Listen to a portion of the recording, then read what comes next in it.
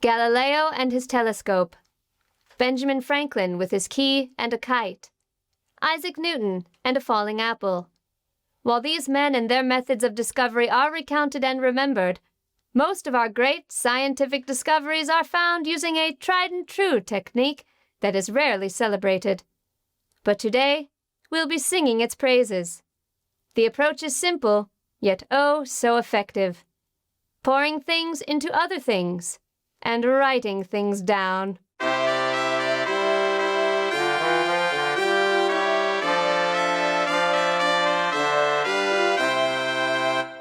2 containers, 2 things inside them. All I have to do is pour one thing into the other thing. Then I write things down.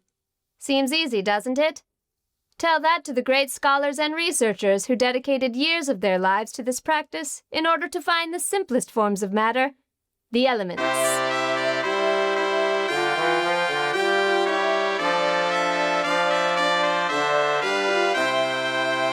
Yes, when we look at the periodic table, we often just think, oh yeah, someone put all these little elements into nice little boxes for us. But behind each of those boxes was someone who painstakingly took the time to pour many things into many other things and then write things down. It really is remarkable. In 1754, Scottish physicist Joseph Black made 2 great discoveries while pouring things into other things and writing things down.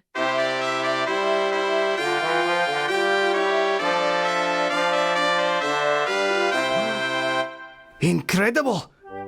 I poured one thing into another thing, and now I have a thing I'd like to write down. There, I've discovered it. Carbon dioxide. Well, Joseph Black not only isolated and identified carbon dioxide, but he also helped identify gas as a state of matter. And how did he do it? Well, he poured something into something else, and then he wrote something down. Oh, miraculous, miraculous. While pouring things into other things and writing things down is typically an intimate act performed in isolation, one man brought it to the public eye. In the early 19th century, a young and eager chemist named Humphrey Davyy helped popularize experimental science by making a sort of performance of it.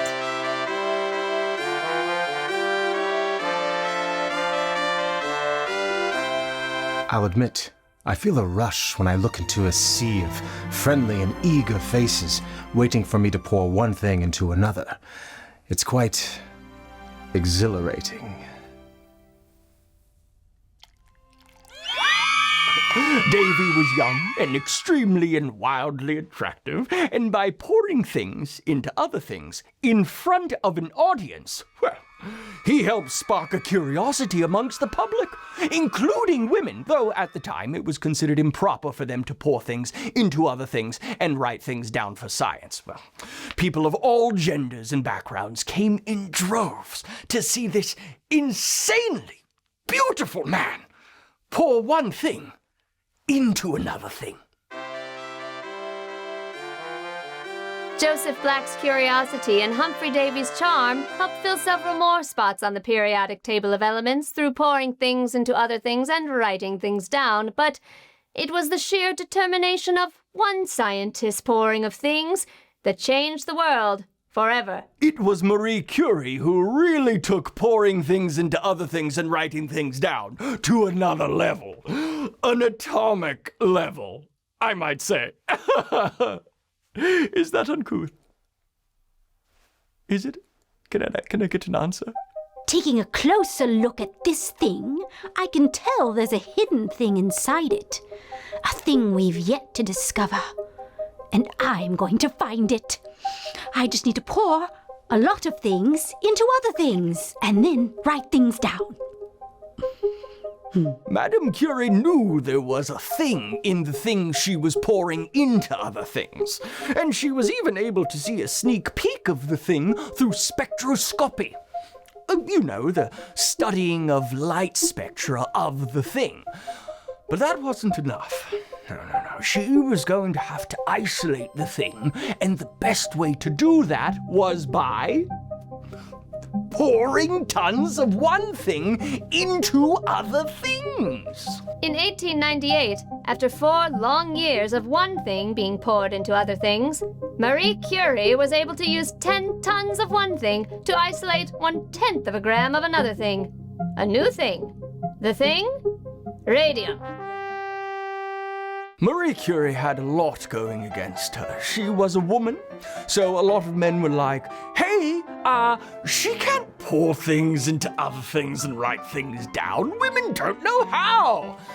But she showed the world that not only is she capable of pouring a tremendous amount of things into other things every day, but those things also happen to be radioactive and deadly. Unfortunately, she was unknowingly also pouring these things into her own bloodstream, and the things were deteriorating her cells from the inside out. A shame, really. But truly remarkable. Madame Curie gave her life to pouring things into other things for science. She wasn't the first, nor will she be the last. In this age of artificial intelligence and computer science, we often forget that sometimes the best way to move scientific discovery forward is the simplest way.